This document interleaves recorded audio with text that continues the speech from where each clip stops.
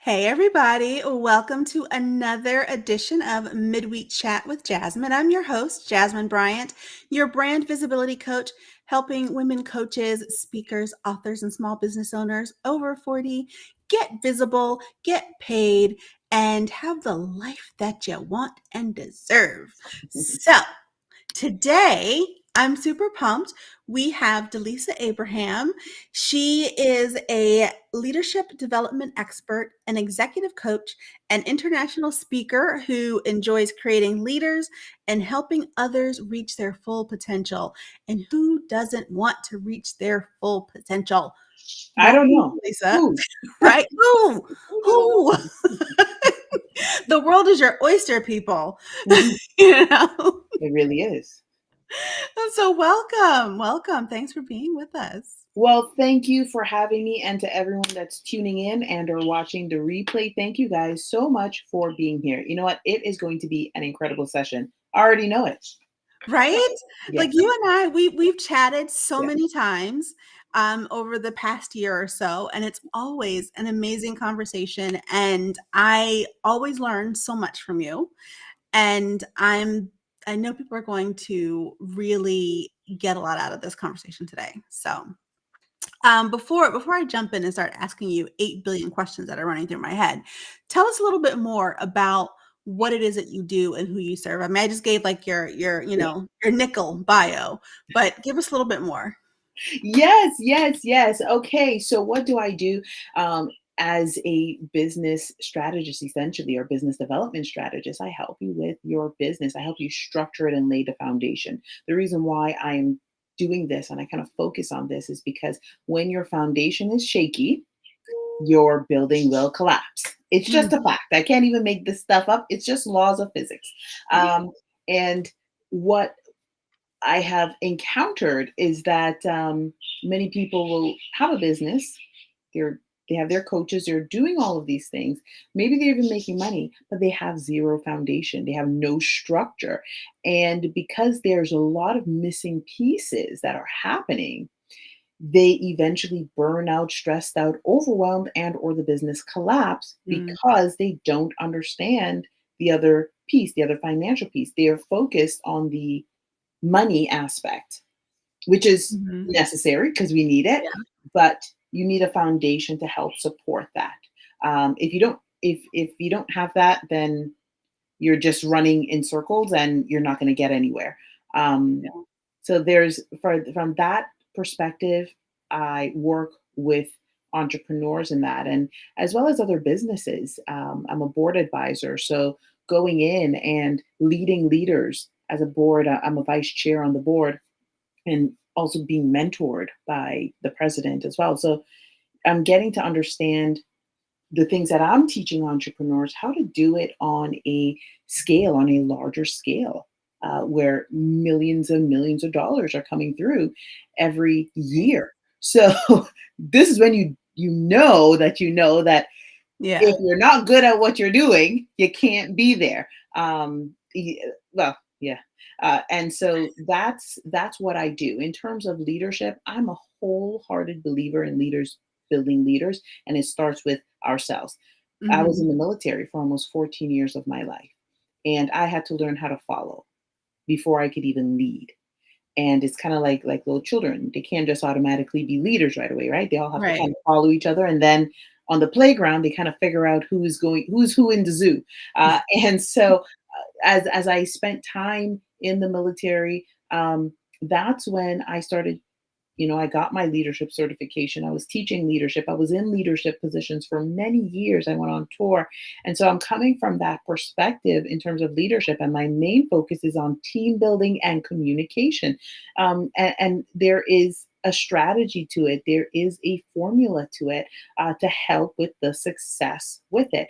And I Mhm. will share with you, it is very different from the male perspective. I'm sharing this from a female perspective because how we lead and how we communicate and how we build teams is different than how Yeah. the masculine will approach it. Oh, absolutely. And to that point, I want to kind of go back to your military background for a second because, you know, when you think about someone who's in the military, whether you are, like one of the grunt recruits, or you are, higher in rank, there's a structure. Like you said, like you have that foundation. There is a structure there. And there is a path, like there is a clear path that you follow. Mhm. And so does your military background, um does it color like how you coach people and how you develop leaders? Ah, I really enjoyed this question.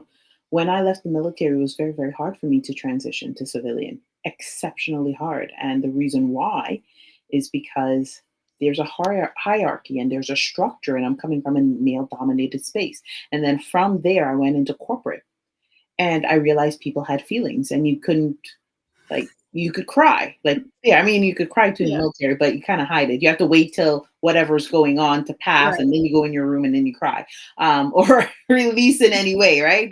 Yeah. Get it out. Um, and so, yes, it does influence because I'm taking the foundational part, the structural part, the things that um, have been taught for centuries, dare I say, that still works today. But now I've infused it into who I am in my authentic self, into where I'm at right now. So it's a blend Mhm. of both. So it's not hard all the time. Yeah. Yeah. Yeah, and so, yeah, I'm glad that you brought that up though, because, we have feelings, right? And that goes back to the masculine and the feminine Mhm.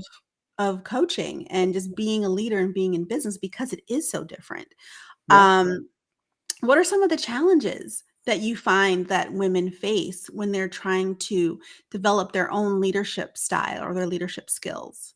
Yeah, definitely. Imposter syndrome, people pleasing, perfectionism, Mhm, um, not good enough, which I mean, that kinds of boundary setting. Boundary setting is huge. mhm. I'll just leave it at those ones. And the reason why is because majority of the time we're pretending to be someone that we are not, Yeah. especially when we are in a male dominated space. And it doesn't matter what Mhm. space it is, most of it or it is male dominated. Yeah. Um, and so we start off generally with good intentions. I'm going to stay true to me. As you start climbing through the ranks in terms of your position in any business or wherever you're at, you start recognizing the whole dynamic is changing, and your leaders may be good and or bad, Mhm. and they're leading from their experience, their wisdom, which could be good or bad. Yeah. And so when you're going through that process and you're going through the ranks, one of the biggest pieces that I found for myself personally was taking time for myself to figure out who I am and actually understand what type of leader I wanted to be. And I had to learn how to effectively listen. I had to learn how to communicate strategically. I had to learn all of these different dynamics so that I can still be true to who I am, but at the Mhm. same time, give them the results that they need. Yeah. And you said something really key there, and I hope you guys are really focused and paying attention to what Delisa's saying, because it a lot of it goes to what I talk about a lot with being visible. Be yourself, Mhm, know who you are so that you can be yourself, and, you know that who you are is enough to get you where you need to be. And it's the same thing when you are becoming a leader in your business, because if you are in business, mhm, whether you are just you or you mhm. have employees, you have VAs, you are the leader of your organization. And so it's the same skills there, Yeah, folks. You need to be who you are at all times, know who you are, and you'll start to thrive that way. yeah. And some of that imposter syndrome will go away too, like once you really know yourself and know your worth, 100%. Mhm. It you does know? go away. And then there's no such thing as Well, not that there's no such thing as imposter syndrome, but then you don't feel like guilt. You don't feel Mhm. shame, and it becomes easier to set your boundaries. Yeah. I will give a good example. I remember when I left the military, going into corporate, and I had imposter syndrome. Why? Because I was in an environment where I was successful. I was good at what I was doing. Mhm. Um, I really was. You know, the people liked me, and my team and I, we gelled really well together. And let me tell you, I was working with all kinds of people coming with all kinds of things and Mhm. baggage and stress. Yeah. And then, of course, so I was in the Army and the Navy. But so being in the Navy, now you're sailing and you're sailing for months on end.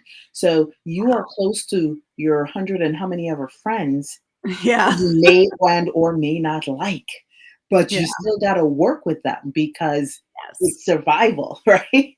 Right, your only other option is to go overboard. Yeah, well, and nobody wants to go overboard in the middle of the ocean. I mean, it's already hard enough because, when it comes to just even getting reception, yes, we had the cell phones from time to time, but so most of the time you're not getting reception with your Yeah. cell phone. So when I came out and now it's time to work, I went to work at a university. And I sort of let me start off easy. I'll go do admin stuff. I would, administrator. This is something that I can do. It's easy, and I can kind of figure out myself. Really great position, loved it, but I had imposter syndrome because Mm. I didn't feel like I was skilled enough to do the work, even though I actually knew how to do the work, if that makes any sense. And so I Yeah. see a lot of women, because I went through it too. Sometimes we're in a new environment and we can still do the job. Like we got the job Mhm. because clearly we're qualified, we're Clearly. educated, we have the Yeah. experience.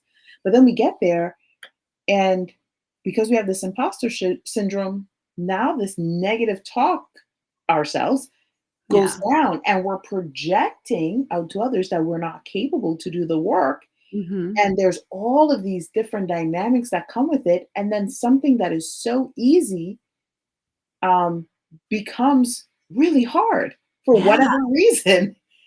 Yeah.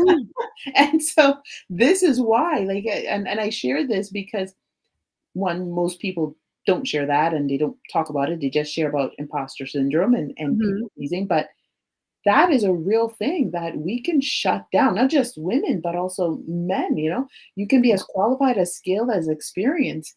But if you're in that people pleasing or imposter syndrome and you have guilt and all of these Mhm. things, something as simple as sending an email can be hard because Yeah. you're just like, what am I doing? You're gonna overthink it. Yeah, yeah. Yeah. So how do you break free from that? Like, how do you help your clients get out of that mind space? Because the noise can be Yeah. so loud Mhm. and just completely deafening. If you and it's everything, it's consuming. So how do you get them out of it? Excellent, excellent question. Well, one, no, it's a process because it is. You're not going to get out of it within the first week. Two, you need to be aware of this and be willing to make the change. I Mhm. think a lot of times people say they want to make the change, but they're not fully ready to commit to make the change. And then the third piece, which these are all very simple things. I know you hear this a lot, but they they are very effective. And then that third piece is going in and taking a look and figuring out why. Yeah. Why? Why am I doing this? Why? And a big reason why sometimes we're having these imposter syndrome and we're not setting the boundaries and we're feeling um, guilt or whatever it is that we're going through. When you look at your why, it's because you're realizing this is not what I'm meant to do. This is not where Mhm. I'm meant to be. That's a huge piece. I'm Yeah. not meant to really be here. And then that other piece, when you kind of figure it out too, because that piece may not be for everyone. Maybe you are meant to be there, but maybe that's not the. Maybe you need to kind of pivot a bit. You need to Mhm. tap into more of that passion inside, that more authentic piece of who am I? Who am I? What is my next step? When we ask these questions, now it becomes easier for us to walk in our authentic self. And this is exactly what you do in your program, and what you Mhm. share. You're always dropping these golden nuggets that saying, "Hey, come back to the gold mine. The gold mine is here, right?" Which is your courses, and you're Mhm. sharing these like little tidbits. Why? You need to be visible. You need to be clear. You need to be concise. You need to show your face, right? All of Yeah, those things really comes back to you asking yourself, why am I doing what I'm doing, right. right? Yeah.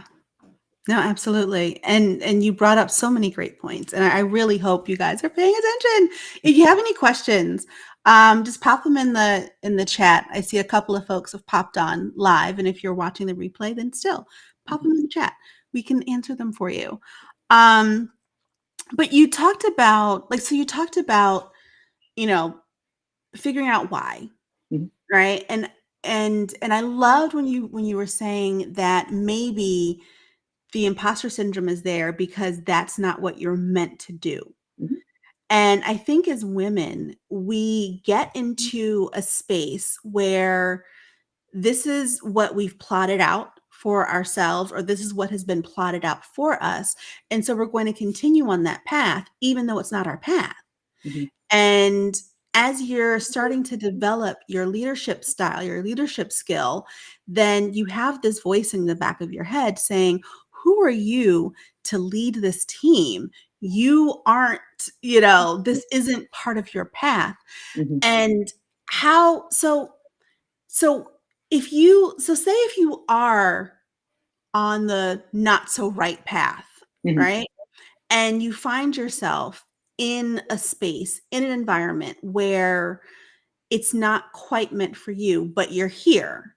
mhm. How do you deal with that?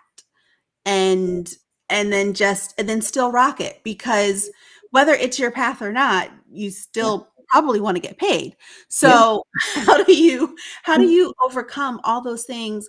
And I know it is a process, but how do yeah. we, like, what's the first step they do? This isn't quite my path, but I'm going to still keep going forward until I'm able to pivot, or Yeah. I want to be successful where I am right now. Well, one, change your attitude. Well, like, don't be like, well, I'm not supposed to be here and this sucks. Change your attitude. And I completely understand. And things I'm telling you guys is because I've experienced it. I will share most of my military experience because it was more intense. But Yeah. even though corporate world is like a whole other jungle in itself, and very intense. Oh, yeah. But I remember when I wanted to transition from Army to go Navy. I went through a very, very challenging time. Mhm. And but I knew that I had to change. And there was all these different struggles and stuff that was happening, not within me, but they didn't want to sign my release forms to go over and stuff. And I remember I had to go get a job because I need to get paid. Mhm. At the time, I was a reservist. So I only got paid when I showed up, Yeah. or I was on a contract. And so, but I knew I had to move. So I got a job working in a coffee shop because I was like, I have to do this, but I didn't want to go into a position or into a role because at the same time I was finishing up my university degree, that where I was sacrificing all of these other things and I wasn't sure where things were going. And I remember applying for at different places, and then of course the coffee shop. And the manager that hired me, she's like, "You're way overqualified. Like, but you've been in the military, so I'm going to hire you, and this is great." And nobody would hire me, nobody. So of course now I'm doubting myself. I'm questioning Yeah. like, what's wrong with me? What's going on? I can do this. And so did was working in a coffee shop my first choice? Heck no, it was not. But it Yeah. was my only choice at that time, and this one day she hired me, and it was down from my house. And I remember saying to myself, how are you going to approach this? And I had to shift my thinking from where I was, this like path in the road. I knew I wanted to go down one way. I knew I still had my university stuff to finish. I needed money because I was living on my own at that time. And, Mhm. the rent comes every month. Yeah, whether you have it or not. Whether you got it or not, you still got to pay it or you got to leave. And and when I went through that, then it was like, okay, I would wake up early. Like I was doing an afternoon shift. A morning shift came. I'm like, I like mornings. I wanted to work mornings. That was my first shift, my first internal shift. I'm sharing this is Mhm. because I want you guys to go through this process with yourself. Then I started doing my prayer and meditation more diligently. And through that process, now I was getting more in tune. Who am I? What's in my heart? What is my beliefs? What is my value? Retapping back into my authentic self. Always goes back to authenticity. Yes, yes. And you Being shared you. a lot about this. And then the next phase that I did was okay. And I was like working out. This was before I had my daughter, by the way. And so I was working out. And because I was working morning shift, I took a 5 a.m., the 5 a.m. shift. So Mhm. I was waking up by 2 o'clock and I started working out because I had to still do my prayer and meditation. And because I was doing that early, I was like, all right, I'm going to work out early, even though I was still like doing biking and stuff in the afternoon. And I would do that. And because I started to move my body and doing my meditation and my prayer and working at that time, it was a shift work. I situated where I'm working in my ideal time. And what Mhm. people forget is that we get used to working 8 to this or 8 to 4 or 9 to 5 or whatever time frames that we have, but our bodies, like energetically how we are, some people function best in the mornings, some people function best in the night, some people function best in the evening. And with anyone that is into the health and wellness space, into the fitness space specifically, Mhm. especially if you're doing tai chi, martial arts, stuff like that, they will tell you because your energy peaks Yeah. at certain time. Like that's your prime period. So because I know my prime like energy Yeah. cycle, I aligned everything to fit into Yeah. a morning that went into. So by then the afternoon I came home. Yeah, I needed a rest because I was tired because I'm up by like You're one up at thirty in the 2. morning. Yeah. Yeah. I'm doing stuff. I'm at 1:30. But then I took a nap and get up and do all that stuff. And my attitude changed. Now I was Nice. excited to show up at this coffee shop because I didn't see myself showing up at a coffee shop. I saw myself gaining experience in communication. I saw myself gaining experience in team building, teamwork. Now you have to remember at that time when I was in the army, at that time I was a master. So I just did leadership training and then they put me on a what do you call it? Course to teach as an Mhm. instructor. And so I knew that. Yeah. I came from a world very militant and masculine and direct. Mhm. Yeah. And then all of a sudden I came and I show up at like 24, 25 years old and people are like, "Oh, my back hurts." And what do you mean your back hurts? Like get it done. Like and I don't mean this in a negative way. It was just like that Right. was so I But came that and was how you were. Like, yeah. that's how you were trained. That was Yes. Yeah. ingrained in you.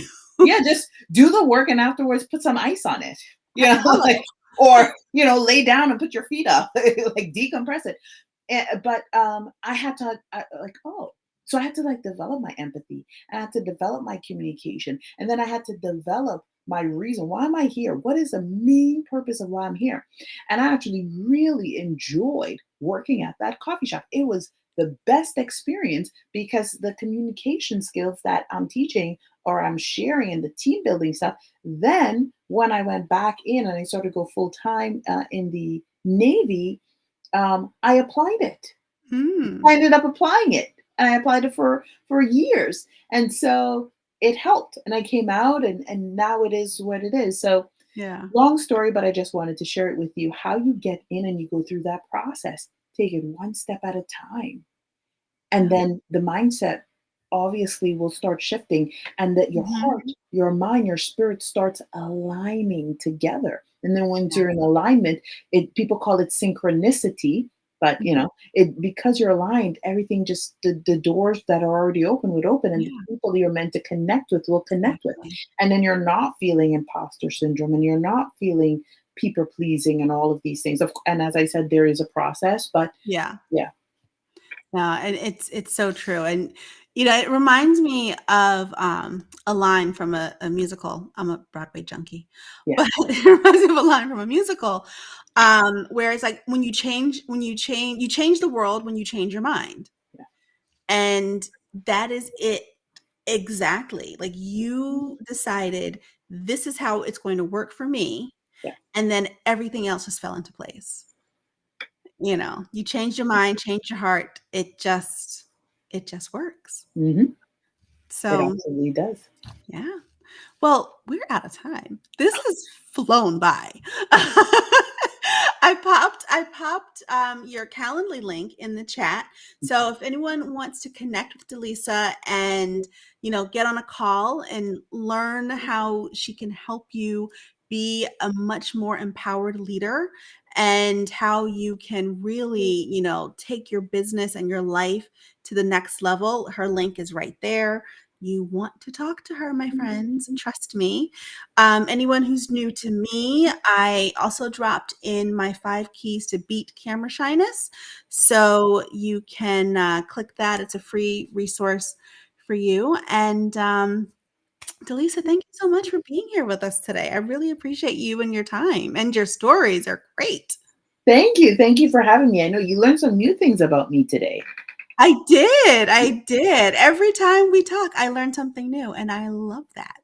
Well, great. I know. And you know Absolutely. what? The next time we speak, maybe I will share stories about being on the board and how that is helpful. I want to share one thing with you. I know we're out of Yeah, time, yeah. and Go I for it. want to share with the people who are listening or who's watching the replay what you guys are receiving in terms of Jasmine's programs and courses really are beneficial. I'm on the board at a nonprofit. One of the first things I did before I even signed up, and there's a couple others that I'm on as well, but I'm going to speak about one in particular. I saw their social media. And if anyone knows anything about nonprofits, they they get funding and stuff, and they have all the whole teams and Mhm. everything, but their social media is always lacking, and it comes with Yeah. visibility. And so when it comes to their funding piece, hence part of what I do in terms of business, um, they don't have that strategic approach to connecting with Mhm. potential donors, people in the community, right? Business owners. And so they're doing all the things they're supposed to do, but then they're missing out on a whole pool of it. So I've been following Jasmine. We've been following each other and supporting each other for a while now. And that's one of the things. We have a holiday drive coming up, and I think I shared that with you about posting. But in that holiday drive, I was like, what are we doing with our social media? That's Yeah. like one of the first things and so I went into my contact list, I went into my network, and I was asking people like, can you share on your platform? Can you this? And I work with a young man, his name is Naeem, and he does marketing. And we had a conversation. I said, because I asked him before I went, because we were working together, I said, can you do research? I don't need much stuff, just I want to make sure my thoughts are correct. And then I extract all your stuff on visibility, right? And I kind Mhm. of assembled like a plan in my head for it. And then I said to him, I said, they need help, but their thing. And so he volunteered to Aw. help that, like, that's his contribution, right? Instead of posting on Mhm. his channel. And one of the biggest things he talked about was because he actually follows you too. Yeah, Is yeah, I know Yeah, you're okay, yeah. yeah. So Mhm. he he was like, they need visibility, and I go, I know they need visibility. Can you please like share with the outline? Because I went to them and I said, I went in my contacts. I know this came out Sunday, by the way. I got this email Sunday. I was talking to the president, and so we were meeting like in 2 days or something like that. So I said to him like, what can you do? Like, give me your one sheet. I want to share it with them, give them something realistic. So for 60 days, he's going to say, this is the goal, this is the plan. And one of his plan is saying, you have to be visible. Like, we could do all the outreach and we could do all the strategic thing, but they need to see a face of Yeah. somebody, anybody. So I tell you guys the story not to waste time, but to share with you that when you're being authentic, the way Jasmine is telling you to be authentic, when she's telling you to show your face, and when she's saying to you, this is what's going to bring in the dollars, because she helps you tell, she even gives you the sales tips. Um, it actually works. And now it's going to be implemented at this organization where I'm a board member. So I'm not going to be working with him specifically because Mhm. I'm on the board, right? So the executive director and their social media team will work with them and his team. But just in saying that, he already knows. Yes, he does marketing, but then I'm using these tips to say, this is what we got to implement. This is how we're going to do it. So we can start bringing in donors, potential Yeah. donors from the community, so that I can say, when I was there for how many ever years I'm there, this is how I've taken them from like 5 million to 20 million or whatever else, because Love we that. partnered and collaborated with other organizations in our community, like the big car dealerships and all these other people who are funding us, all because we were visible. Yes. Yes, I love that. Thank you for sharing that. And when you can, put the link to your event in the comments so people can find it. Yes, I definitely will. I don't think they didn't give me the post yet. I told you I Okay. got the letter. When I got the letter, I already went to my con. I'm like, all right, let's get a plan for this. Right, it's 60 days. So yeah, Yeah. I will. Got to plan your work, work your plan. That's right. Yes. All right. Well, Delisa, thank you, and thank you for sharing about your nonprofit that you're on the board on, and put the link in, and Yes. I'll share it wherever I Hmm. can. Of You know, course, of course. that's that's what we do. Collaboration Mhm. is key. Connection is currency. So Delisa Abraham, thank you so much, and we'll Thank see you guys.